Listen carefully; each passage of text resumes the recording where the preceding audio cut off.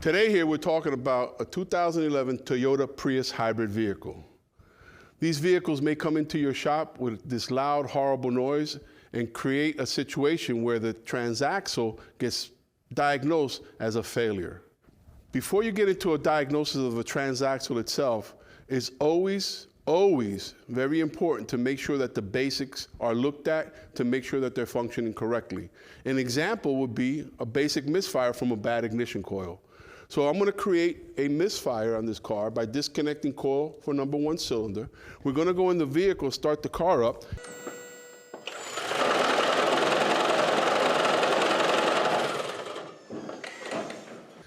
As you can see on this 2011 Toyota Prius, something as simple as a single cylinder misfire from the coil that we disconnected caused that horrible noise. It has led many technicians to think that the transaxle is what's making the noise, because the torsion dampener, that noise that we're hearing, is sandwiched in between the transaxle and the internal combustion engine. This is why it's so important to hook up a scan tool to the vehicle and make sure that all the bases are taken care of. I consider it to be the same diagnostic process on these vehicles as if it were a vehicle with a non-hybrid assembly or transaxle in the car.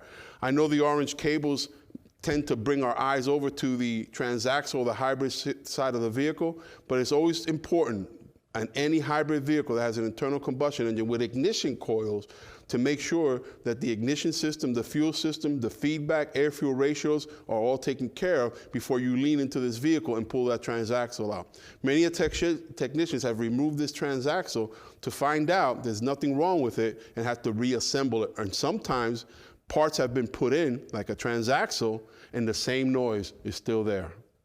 Hopefully now you have a better understanding how important it is to make sure that the basics are okay on hybrid vehicles. Many times, the basics are what fix these cars. Thank you.